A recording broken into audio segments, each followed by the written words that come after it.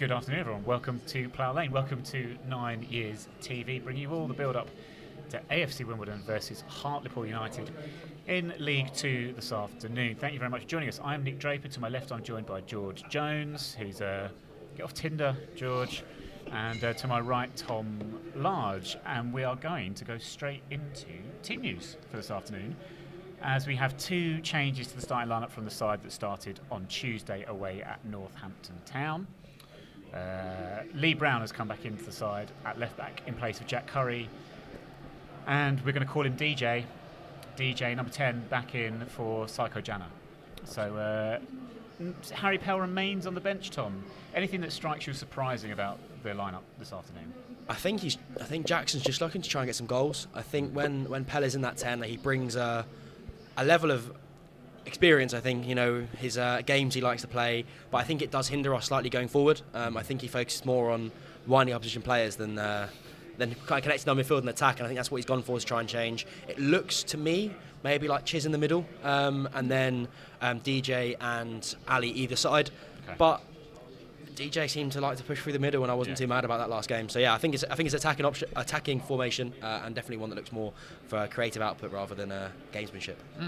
George, do you think there is we're expecting it to be a 4-2-3-1, as Tom said there, with the front three just behind Josh, but do you envisage a situation where maybe Chisler and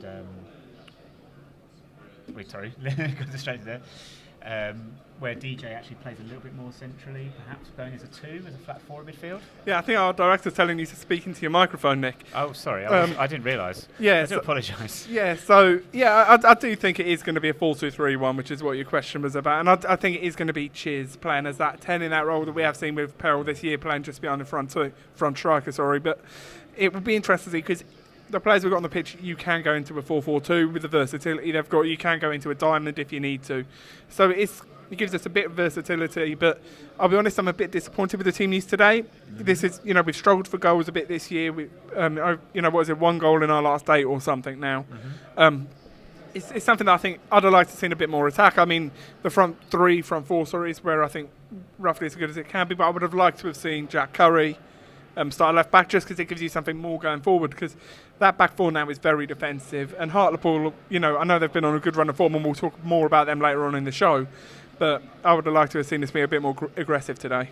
Yeah, it is 1 goal in 6, I believe. 1-6, sorry. But Hartlepool, as you say, and over the last 6 have got more wins than we have. Same number of points, though, 7 points each at that time. We'll have a quick look at the Hartlepool team that Tom has got for us. And the first thing I noticed about the Hartlepool team is that if you were to add together their squad numbers of the starting 11, it would probably be at something like 600s or something. It's ridiculous. We've got a 41, a 37, a 35, a 39, a 40, a 36. These are numbers higher than my age. It's ridiculous. Fuming. The kind of ones that stand out really for me. Obviously, Josh Umer is in good form recently going into this game. And obviously, their lineup is I'm guessing this formation order.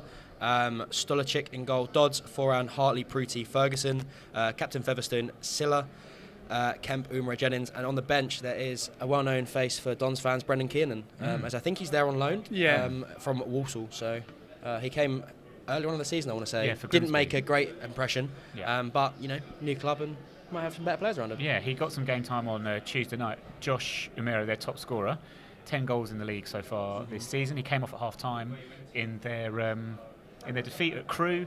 We have a feeling that was to do with Crewe having a player sent off. They were down to 10 men. They took him off perhaps with a view to resting him for probably thinking, rightly or wrongly, that the game at Crewe had probably gone 2-0 down at half-time with 10 men. So rested him and he starts. So he's obviously the one to look out for. And obviously they've got their captain, Nicky Featherstone, been around the block a few number of times, experienced in the middle of the park. Yeah, also a big welcome back to Keith McGrath, who's their sports scientist at Hartlepool, who was a big part in the academy. He was with Rob Tuvey and Mark Robinson in the academy as their sports scientist, fitness coach.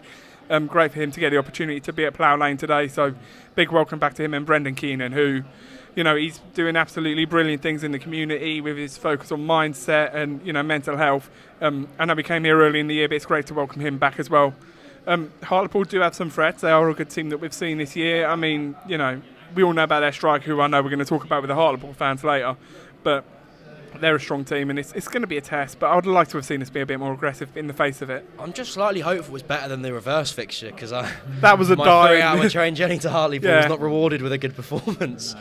I can't really remember much about that game. So I don't think there was much to Yeah. remember about that game, but I do know that Hartlepool, our record at Victoria Park is not the best. No. So a point is always good. But again, I mean, a mixed record here as well. I say here, this is their first visit, but at home, I think their last visit here they won 2-1 as well. But we shall see what goes on.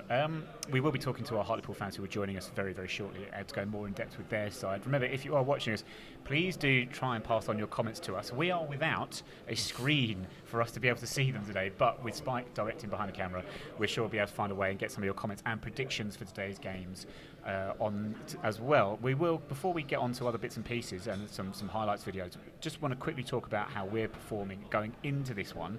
A sort of general look. George has already mentioned, Tom, lack of goals is the problem. We talk about want to be more attacking, more on the front foot. I don't think, and I could be wrong, I think we beat Leyton Orient here on the 4th of November. I will check the date of that one. But I think that was the last time we had a first half goal at Plough Lane in the league.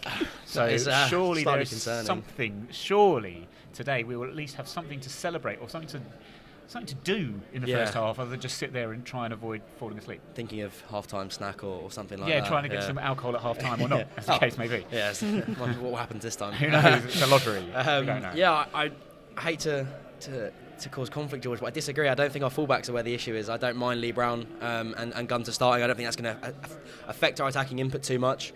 I mentioned it before we were on the show, and I think Pell is is hindering us going forward. I mentioned it earlier, and I don't want it to become a thing where I just criticise Pell all the show. But I do think that is a big issue for us. When McAteer came on against our last home game, so last week, I think he looked a spark. I think he had that typical Premier League academy pedigree about him, and he seemed to create a spark. And we definitely made some more attacking options. Davison nearly scored, and was it 92nd? I think it was to win the game. Basically the last kick of the game. Yeah, basically last kick of the game. So I think that's where our issue is currently. I think that's why we've gone a bit more attacking today. I'm excited to see JSE. I think he was a spark. I saw he got a bit of criticism on social media, and I don't know why. I think he did quite well. He looked exciting. People said he looked a bit lazy, but I think some players just have that look. Like Joe Pigott used to look quite lazy, but then he'd scored 2 goals, so you wouldn't really worry. Liam Trott, never mind. I'm sorry, yeah. He just was. He scored the world's greatest. Oh no, I think that was Tom Sawers' slowest goal against Charlton. Yeah. I think it might be Tom Sawers. Tom Sawers, yeah. I get my Wimbledon godly midfielders mixed up. Of course, yeah. Godly is the right word. Yeah. Yes. But yeah, so I think we're looking more for hopefully some attack today, and hopefully a first half goal so we can end that horrendous record. That is a horrendous run. On DJ, very quickly, George, I've been impressed on the small glimpses I've seen of him. I'm not sure he's 100% fit just yet, but he looks exactly what you want. He looks strong, but he looks mobile. And I was really, actually, my big takeaway from his first half performance here against Carlisle a couple of weeks ago, or even just last Saturday, was his strength. Like, there was somebody there we looked really happy with. We thought he was going to be a player that's going to be making quick runs, taking players on, but actually with his back to goal, he was really, really strong. And I think that's something we perhaps have missed as well. Yeah, he's a real talent. Like you said, he's quick. He is strong as well. He's one of those. He's a proper athlete. He seems quite skillful as well, and he's a proper threat. And that's something we have been lacking, and we don't really have, because I know you've got Josh. His work rate will create opportunities, but he's not someone who will create one technically. Jenna has been. It looks like he's going to struggle to create many opportunities. Confidence player, Jenna. I agree on DJ about his fitness. It's probably not quite there yet, but he ain't played a huge number of minutes. Same with most of the signings in January, so that'll come, I think, as the rest of the season goes on. But DJ's probably been the pick of the January signings. Him and Armani. I was going to say Armani Little. Come on. Armani Little Armani's the one, but DJ's right up there as well. Armani, you're the one. Just looking at the bench, so I know George you were going to go through this. Janet is back on the bench today. Jack Curry is as well. Sam Pearson has returned as well on the bench. So that's an interesting one that he's back in the fold this afternoon. New signings Aaron Pierre and Casey McAteer, as Tom mentioned, also on the bench. But we will talk more about the game in a moment. What we'll do now, I think, is we'll have a quick look at some highlights. The crowd that are watching us are disappointed with this news. They're like, no, we don't want highlights, we want more chat. No, we're going to do some highlights. Of what we've got, Carlisle and Northampton. So a great glut of highlights from these 2 goalless draws coming your way. I just thought we can get the guys on. Wimbledon might be 13th in League Two, but they're in tantalising reach of the playoffs. Only 3 points adrift, and with home form solid, the Dons could make a surge for the top 7. It's a tough task today, though, against the Carlisle side riding high in 3rd. But the Cumbrians did suffer a shock home defeat to Harrogate last weekend. What will the response be today? Wimbledon make a few alterations from defeat to leaders Orient, with Gunter and Jayasimi in for Byler and Alamadi. 2 changes as well for the visitors. Garner replaces Gordon, and Senior starts in place of the injured Barkley. And there will be a minute's silence today to honour those lost to the devastating earthquake in Turkey and Syria.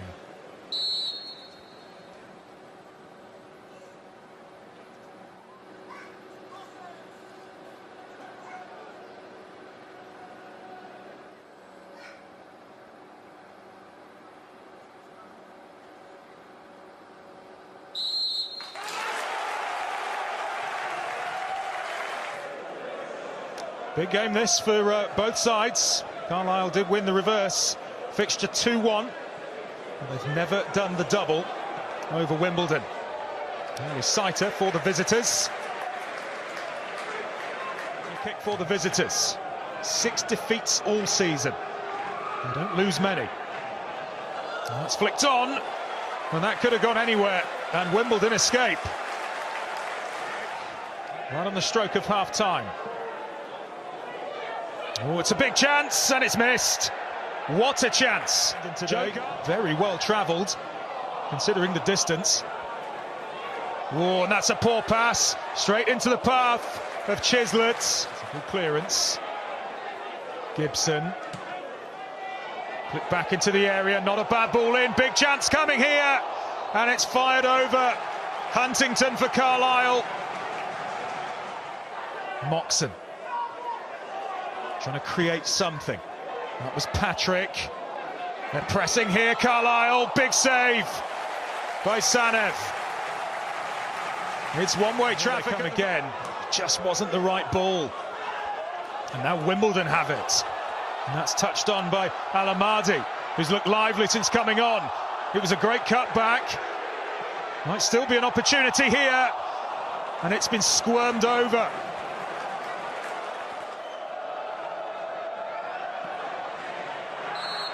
Time has run out for both sides. It's a hard-earned point for Carlisle, who do remain 3rd in the League Two table. Now 1,000 fans head back to Cumbria with a point in their back pocket.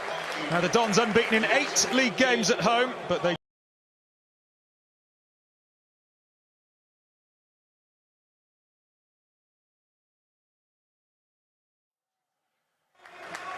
Northampton's assault on the automatic promotion places hit an obstacle on Saturday with the draw against Basement Boys Rochdale. The Cobblers unable to take advantage on a weekend where none of the current top 5 registered a win. Wimbledon's playoff hopes hang in the balance. The gap to 7th standing at 5 points for the Dons.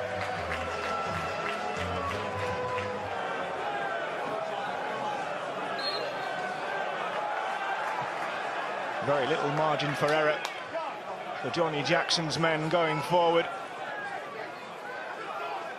Pivotal point in the season. A dink from Sean McWilliams. Play opening up for him. Is there a hand in there? They'll appeal for it, and the shot never really properly left the boot of Hoskins. Missile of a throw. Second bite of the cherry. Pinnock's ball in, it was dangerous.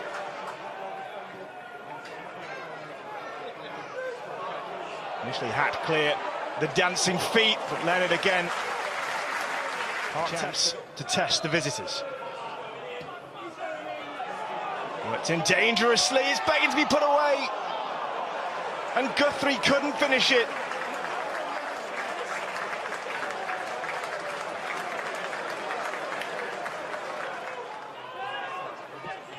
Quick feet again on the right, Linton, dangerous play again.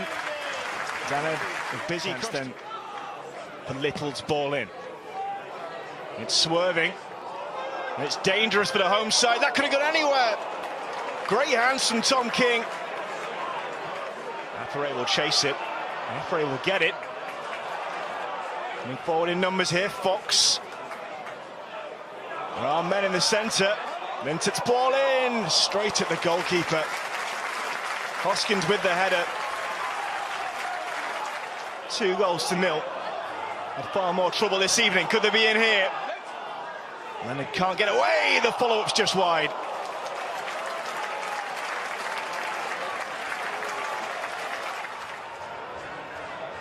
That one up rather than forward. Not dealt with by Wimbledon.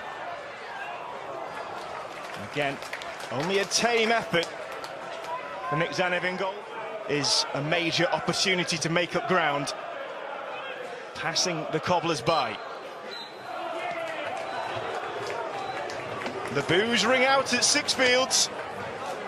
3 straight draws for Northampton. Blunt in front of goal, in front of...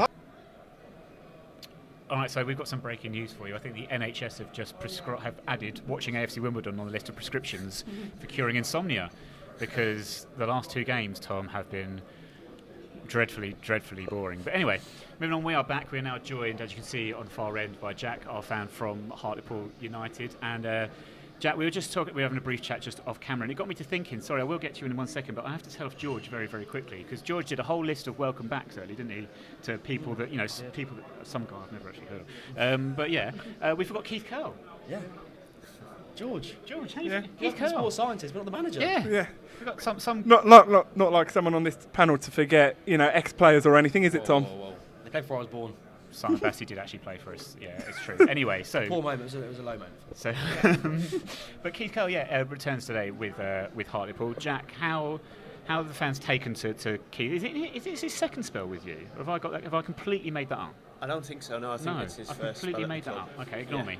It's all right. Don't worry. Yeah, Keith Curl. It's one of them. It's a difficult conversation. I think you find that the whole fan base is pretty split about him. I think there's a lot of different conversations about perhaps his selection.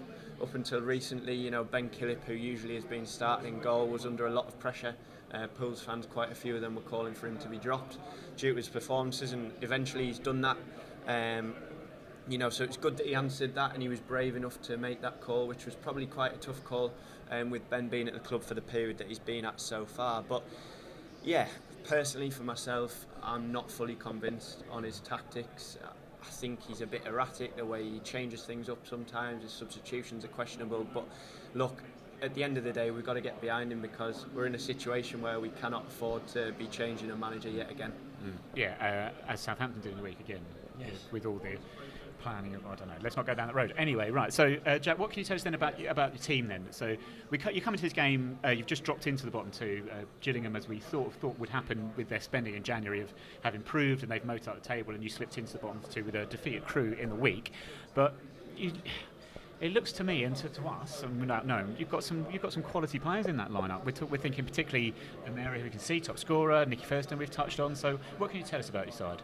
Yeah, I mean, looking at the back line, we'll start with that. I'm a lot more confident than I was before the January transfer window. Okay. I will not do a disjustice and try and pronounce our keeper's last name, but Jakub is a fantastic addition from Leicester. You can tell he's comfortable playing with the ball at his feet, which is something that perhaps in the past we haven't had.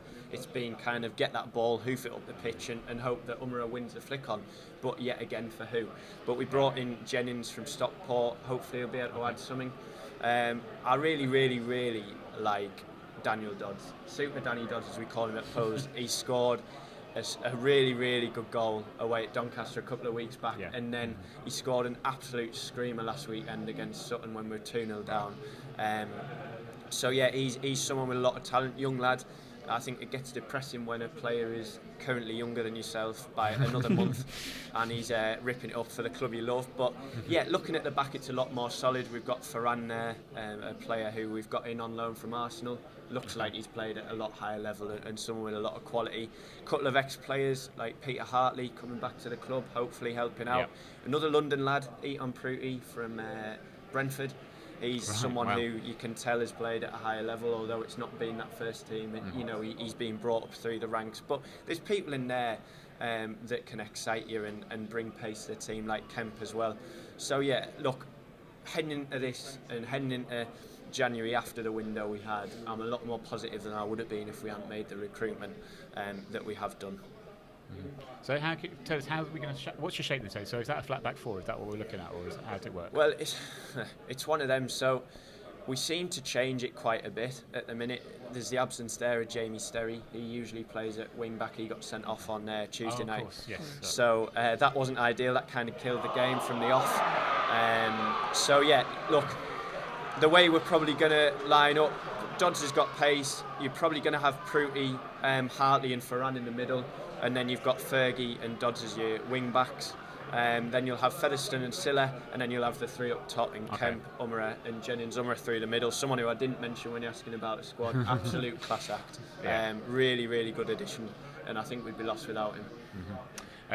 Those of you watching at home, you might have just heard a loud cheer. I believe that's because Arsenal have scored. Pending a VAR check, I'm sure, as with all these goals. 5-minute VAR. Surprisingly loud cheer, I must say, from the hospitality at AFC Wimbledon. Must be. It's like very odd. Today. Like, I don't. Anyway, it doesn't matter. So Hartlepool, as you say.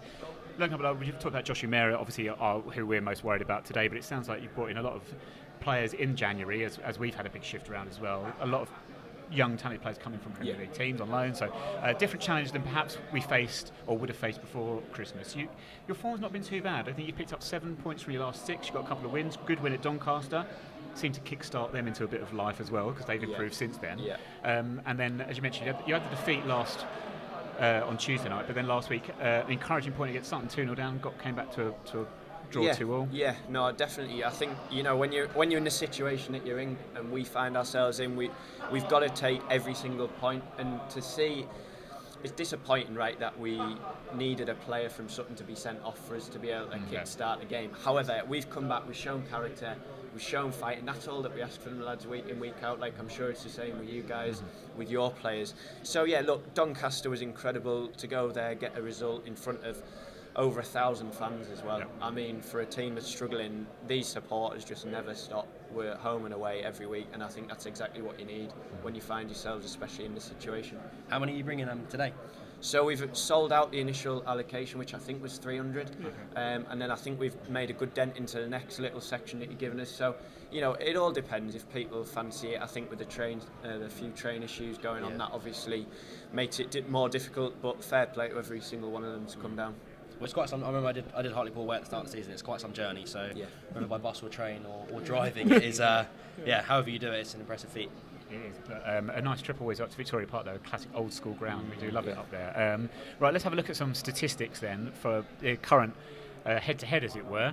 As you can see, currently we're 13th, so we are essentially top and bottom of the bottom half, if that makes sense today.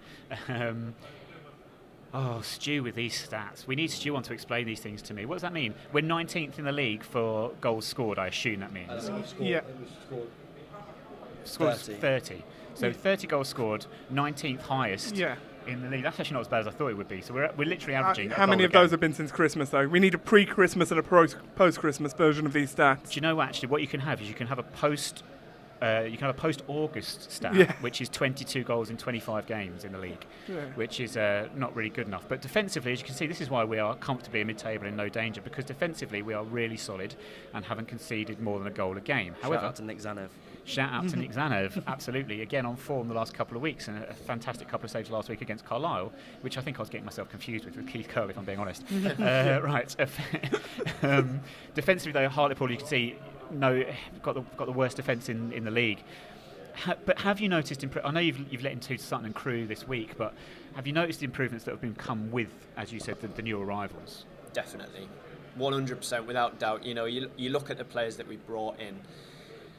Okay, as you've alluded to, we've conceded 2 against Crewe, but we were a man down as well, and he was a right back and one of our best players in the whole squad. So when I look at the types of players that we've brought in, especially in reference to the younger lads in Ferran and Pruty, who've both come in on loan from Premier League clubs, they're just so calm and composed, and just like the ball will come to them and we'll be usually panicking, thinking just get the ball out please, but he'll take his time. He might spin someone up.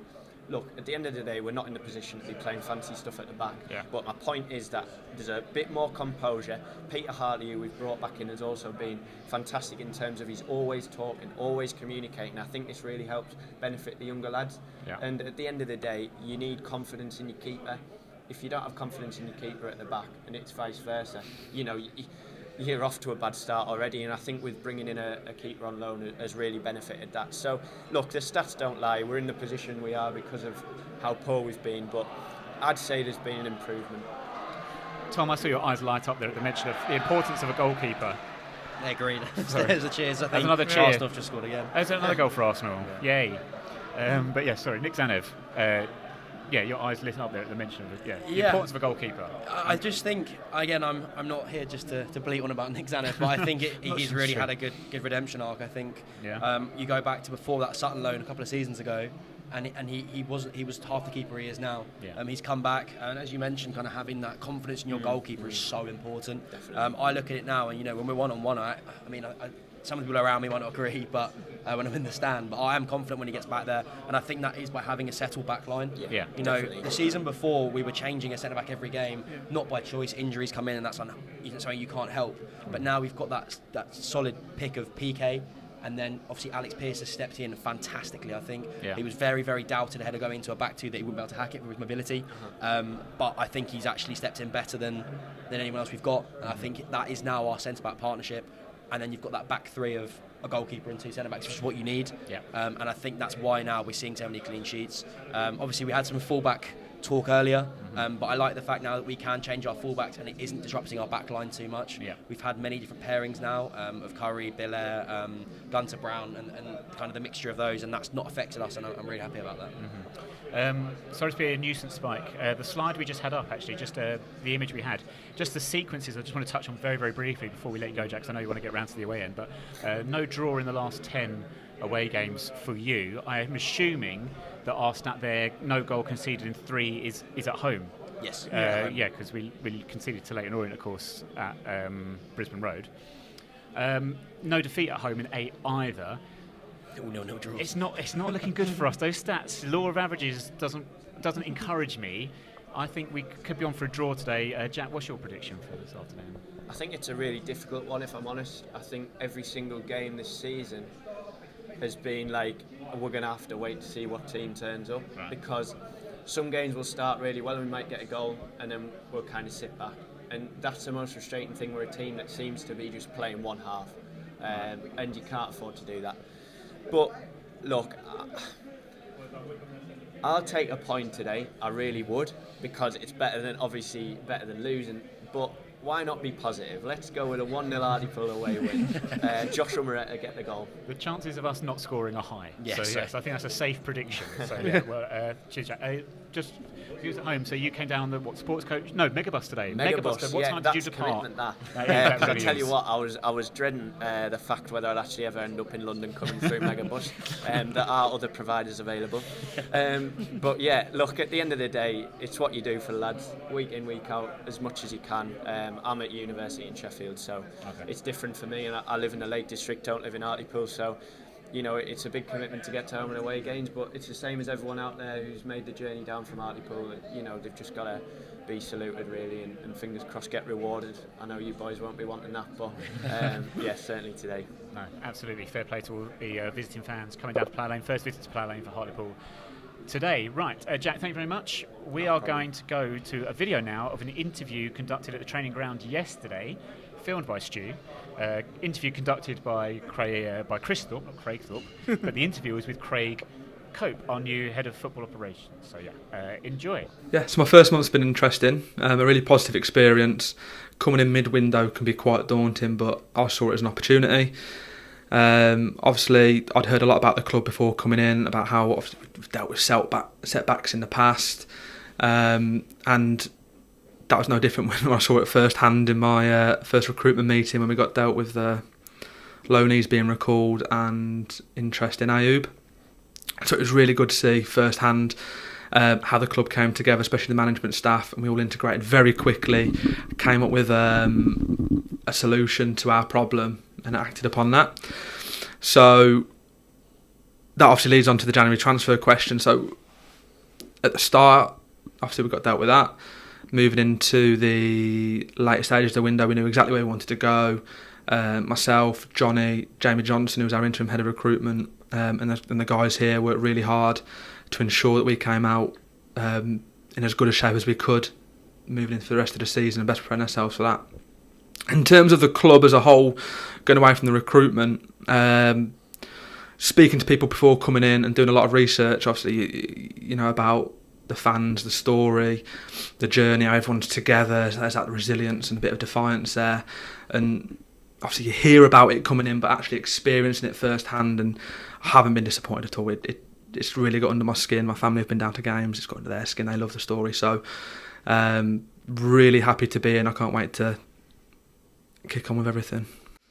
The biggest challenge for me in my role is trying to find that balance between short term, here and now, what the football club needs, and then with that eye on the future, because obviously everything that's happened here and what most football clubs I believe should be is having one eye on the future, making sure the club's sustainable, well run, and no decision impacts the future of any football club. So that balance is probably the biggest challenge, to make sure we approach every big decision like that. Extremely important. Every club obviously does recruitment. Everyone does it their own way. Most clubs now have access to the same platforms, data providers, scouting systems. So it's all about how competitive we can be and how we can find an edge that best suits us as a football club. Obviously, we try to do that at my previous employers. We've always tried to and find an edge somewhere, whether we look into data, whether we look into scouting. We get opinions from people that have worked with players before. We're always looking for that, if we can nick a yard somewhere and get ahead of the game. I think that mainly comes from, I keep saying it, but structure. So we're going to be no different here. We're going to try and work as hard as we can, as smart as we can, try and get an edge on the market and see if we can get a couple of really good value signings. All right, welcome back. So a good interview there with Craig Hope. You can watch the full thing on the AFC Wimbledon YouTube channel. Go to youtube.com/AFC Wimbledon. Yesterday afternoon, I had a stadium tour at Plough Lane.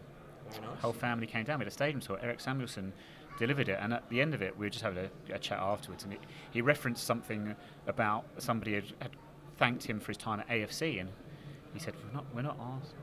But you know what? It made me like. I don't know why I've gone down this road. I literally have no. There was a link somewhere along the line. I'm enjoying it. I promise you there was a link somewhere along the line. But that's because I said AFC Wimbledon. That's why I said the YouTube address, AFC Wimbledon. I don't know about you. I still get, when you meet somebody for the first time or whatever, and they say, you start talking about football, they say, who do you support? I'm going to finish this anecdote and then we'll go off. Yeah. And I say to my support Wimbledon. I still get the question, is that AFC Wimbledon? I get the question, is it the tennis? They think I'm a tennis fan. Yeah, it's like as if there's another football club called Wimbledon. Anyway, Ivor's now yelling at our ears, so we're going to go to another video because we can't hear ourselves think. So we're going to go back and watch the highlights, I think. Back again. Call them highlights. We love a highlights package of the 0-0 draws with Carlisle and Northampton from last week.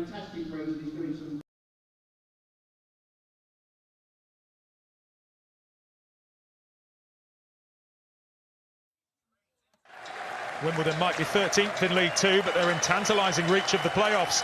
Only 3 points adrift, and with home form solid, the Dons could make a surge for the top 7. It's a tough task today, though, against the Carlisle side, riding high in third. But the Cumbrians did suffer a shock home defeat to Harrogate last weekend. What will the response be today? Wimbledon make a few alterations from defeat to leaders Orient, with Gunter and Jayasimi in for Byler and Alamadi. 2 changes as well for the visitors. Garner replaces Gordon, and Senior starts in place of the injured Barkley. And there will be a minute's silence today to honour those lost to the devastating earthquake in Turkey and Syria.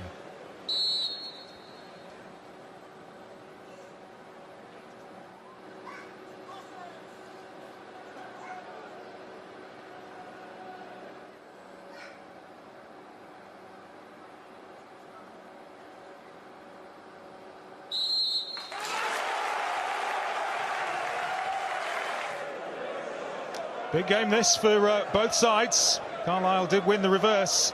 Fixture 2-1. They've never done the double over Wimbledon. There is Saiter for the visitors. Kick for the visitors. 6 defeats all season. They don't lose many. And that's flicked on, and that could have gone anywhere, and Wimbledon escape. Right on the stroke of half-time. Oh, it's a big chance, and it's missed. What a chance today. Very well travelled, considering the distance. Oh, and that's a poor pass, straight into the path of Chislett. It's a good clearance. Gibson. Flick back into the area, not a bad ball in. Big chance coming here, and it's fired over. Huntington for Carlisle. Moxon trying to create something. That was Patrick. They're pressing here, Carlisle. Big save by Sanev. It's one-way traffic. Come again. Just wasn't the right ball. And now Wimbledon have it. And that's touched on by Alamadi, who's looked lively since coming on. It was a great cutback. Might still be an opportunity here. And it's been squirmed over.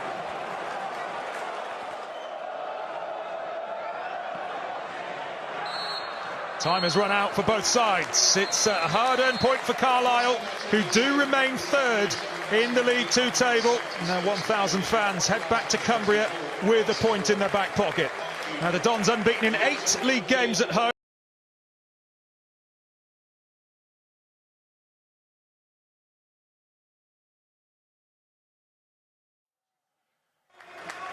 Northampton's assault on the automatic promotion place has hit an obstacle on Saturday with the draw against Basement Boys Rochdale. The Cobblers unable to take advantage on a weekend where none of the current top 5 registered a win. Wimbledon's playoff hopes hang in the balance. The gap to 7th standing at 5 points for the Dons.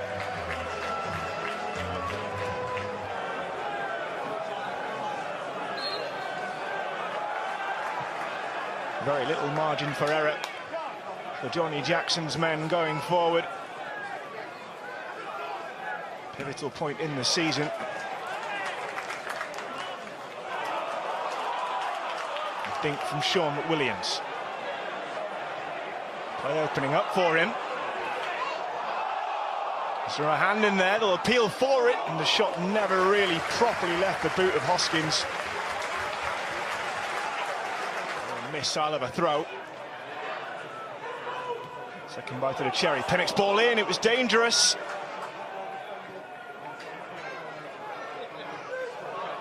Initially Hat clear, the dancing feet, but Leonard again. Chance to test the visitors. Worked in dangerously, it's begging to be put away. And Guthrie couldn't finish it.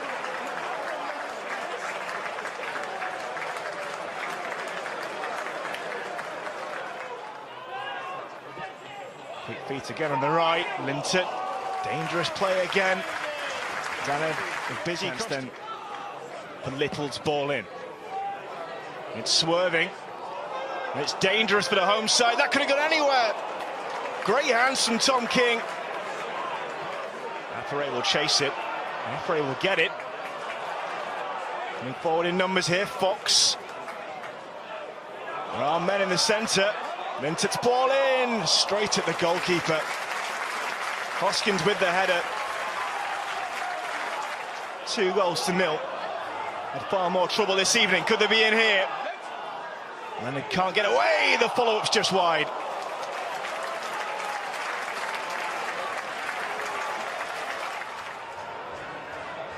That one up rather than forward. Not dealt with by Wimbledon. Again, only a tame effort for Nick Zanev in goal. Is a major opportunity to make up ground. Passing the Cobblers by. The boos ring out at Sixfields. 3 straight draws for Northampton. Blunton.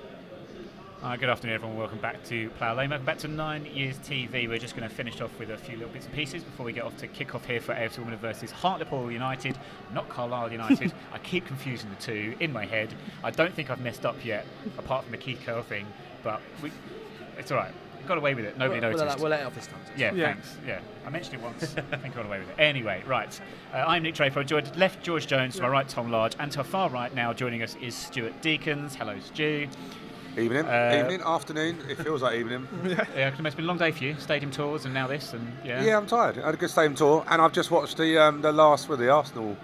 Great finish to the Arsenal game. There's more Arsenal fans down there. Yeah, than too many fans. Arsenal fans. I know. We had the commentary, so we were listening to it. We heard what was going on. You get a chance to see the own goal from Martinez. It's just when your luck's in. If we get any luck like that today, then we're going to win the league. There's one thing we haven't had in front of goal over the last month, 6 weeks. It's been luck in front of goal. So yes, we could do with something today. Team that has had some luck in front of goal recently is the women's team. George, you want to update us on the progress of the women's team, including a new signing today? Yeah, this morning we announced the signing of Fran Ali coming in from Watford. An absolutely massive. Watford? Yeah. Nick's not said anything. Watford? No, Nick's been very polite and trying to just. I've already been down that route. He's sealed his mouth shut for this, but no, she's absolutely brilliant. She's a really good signing, really nice girl, massive addition for us, and a real statement signing for us. Central midfielder, she was a big part of their promotion when they won Tier 3 a couple of years ago. Been a regular for them in the Championship. Played a lot of Championship football for Crystal Palace and London Lionesses. Really big signing for us, and this is coming off a good week for us. Last time out we won 12-0. I know it was against Hounslow, so you have to put an asterisk in that for reasons that we've covered on the show previously, but it was a good win, job done, and we've got a massive couple of weeks coming up. We've got tomorrow we've got Actonians in the quarterfinal of the Capital Cup, which is a big game and it's a competition we want to win. We've got a midweek game against Ashford Middlesex who are tough oppo, and then next weekend we're away to Hashtag. And then after that, we're back at Plough Lane in a tough test against Chesham. So it's a big month coming up for us. And we've got a bit of momentum from a good win and an absolutely incredible signing. A massive statement for everyone involved that we've been able to get it over the line. I love it. George used the word again, incredible. Incredible. George, that's the best word for George. I don't know what he will do when something incredible does happen. Actually, well, like we score a goal. There's more words for that. Which We saw 12 done goals last week. silence. We'll settle for one goal, won't we? We would. I hear that Fran, who has joined us, one of the key things that lured her away from Watford is that we had running water in Wimbledon, electricity, and a sense of purpose in our lives. Anyway, right, moving on. Those are the views of Nick Draper and not of anyone else. Yeah, they are. I'll take that. It's fine. Right, Hartlepool then, Stu. Yes. Prediction for today's game. Do you know what? I've done my stadium tour and I kept saying to him, I think it'd be a 0-0. So I just deflated them all out there and I said, if it's 0-0, don't come and find me. Do you know what? I think it's a big challenge today because we've done good points on the road, Northampton, but now we've got to push forward and go and attack. So does that leave us a little bit in behind?